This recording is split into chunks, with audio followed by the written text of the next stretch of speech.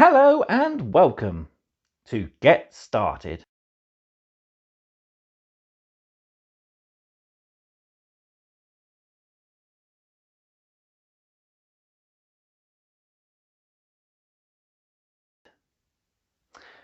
I'm Merlin, and in this video we'll be learning the ins and outs of moving and shooting as we take our first game of Warhammer 40,000 to the tabletop.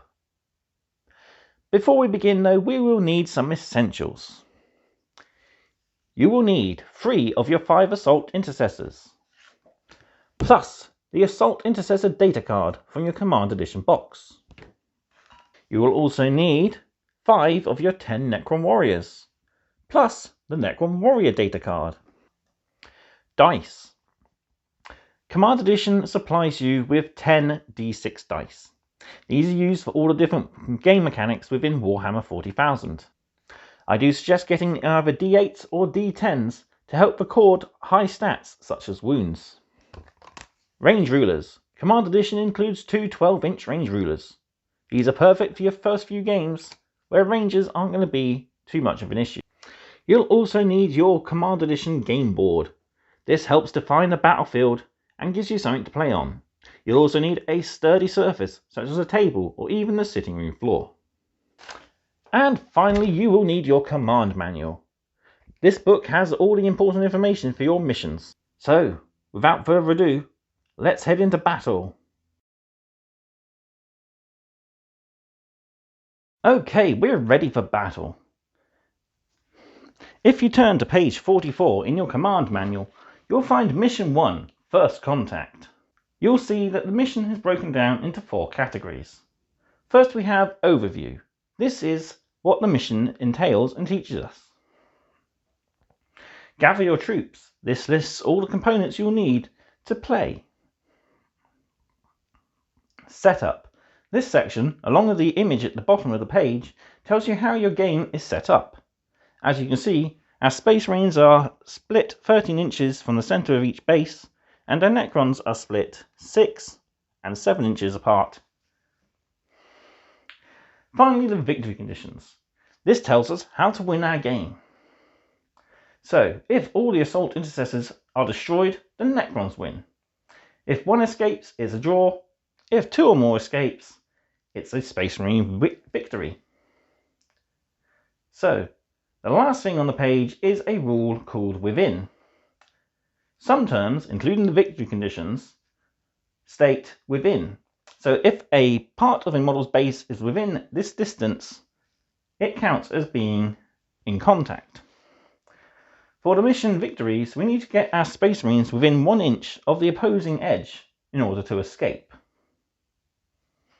Okay. The command manual tells us to begin with the Necrons.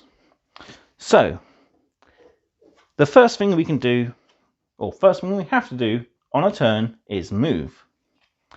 And if we check our Necron data card, under the M, we find we have 5 inches as our number of movement. So we take our range ruler, placing it in front of our Necron's base like so. We pick the model up and move it along until the base edge lines up with the 5. This is called a normal move. We can also make an advanced move. So for this Necron here, we roll a d6 and add that to his movement value.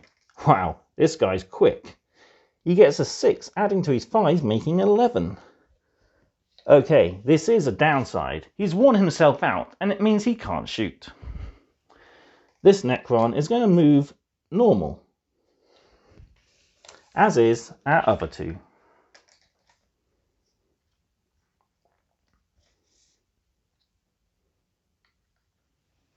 Next, our Necrons get to shoot.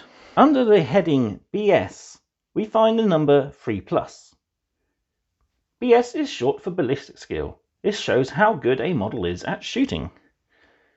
The 3+ indicates that we need a 3 or more on a d6 in order to hit our target. As this guy's ran, he can't shoot, but this guy back here can. A 5 is a hit. Next, if you look at page 46, you'll find a wound roll table. This tells you how much you need on a d6 in order to wound an enemy model. You need a 2+ if your strength is higher, double your opponent's toughness, a 3 if it's higher, a 4 if it's the same, a 5 if it's weaker, and a 6 if it's half. Luckily, the strength of our Necron's Gorse Flayer is a 4, and the toughness of our Space Marine opponent is a 4. This means we need a 4 to wound him. And we do. Next up, we need to make a saving throw for our Space Marine. Under the heading SV, we find a 3+ is what we need for our Space Marine to save that shot. So, let's see how good our armor is. It's pretty good, we've saved. So, as we know, this guy can't shoot, but our next one can. I forgot to mention with my first shooter about range. The first heading on our weapon's gun profile is range. This shows you how far it is effective at shooting. So, with 24 inches, we can easily see that we're within range. So that means we have a valid target. So, we hit, and we wound. Can our Space Marine save? He can. Lucky. Okay, next. Our 4th Necron takes a shot. He hits. And wounds. Oh no, our Space Marine hasn't saved. Now we get to look at a new heading. This is W, short for wounds. So, as we can see, each Assault Intercessor has 2 wounds. What we'll do is we'll take a spare d6 and place it with a 1 face up to show he's lost 1 wound. But we've still got 1 Necron left to shoot. He could finish him off. He hits. He wounds. And luckily our Space Marine saves. Okay, it's onto our Space Marine's first turn. So, remember that advanced rule we had on our second Necron? Let's put that into effect for all our Space Marines. We roll a d6 for each Space Marine, so our first one gets 5. This means he can move 11 inches up the board. And as we want to get off that table edge, we need to go pretty quickly. Let's try our second Space Marine. Only a 3, but still going to get him 9 inches up the board. And our final Space Marine, also 9.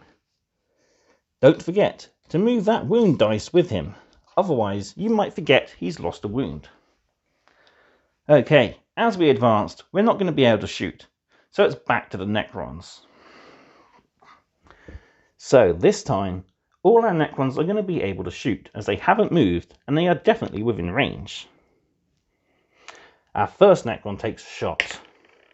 He hits, but doesn't wound. Our second Necron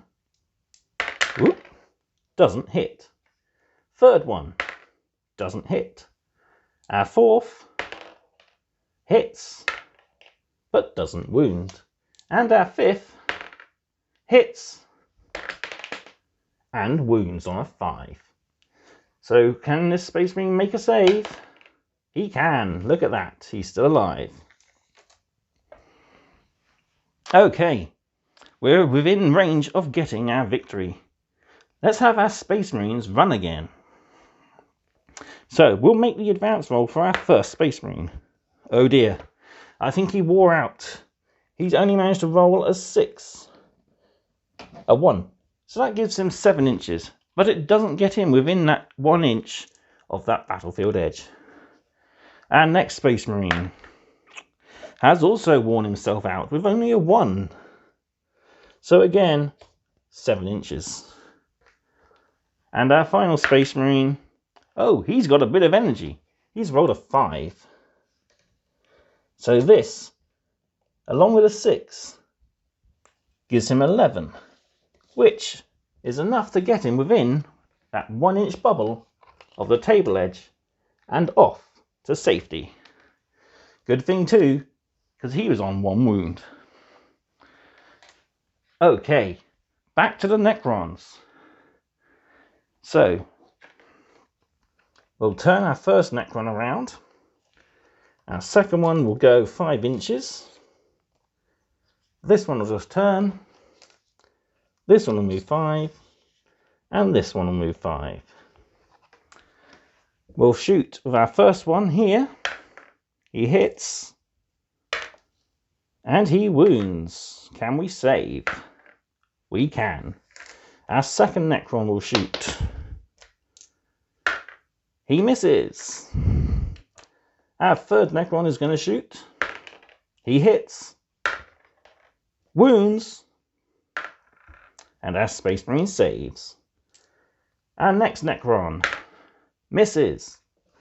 Let's just double check that we are within range. Yes, we are. We're within 12, so that's good. That's half our range.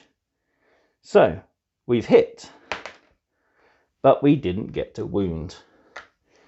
It's our Space Marine's final turn. And he only needs to make a normal move to be off to safety. And so does our other Space Marine. Well, there we have it. We made first contact with the enemy, and we lived to tell the tale. Let's get back to command and give our report. There you go, that was our first taste of Warhammer 40,000. So, hopefully you've learnt the basics of moving and shooting with your models. In future playthroughs, these rules won't be covered, so refer back to them if need be. Also, you'll note at the end of the mission there's an advanced rule called Rapid Fire. Models of this rule, such as a Necron Warrior's Gorse Flayer, get to fire 2 shots when within half range of their targets.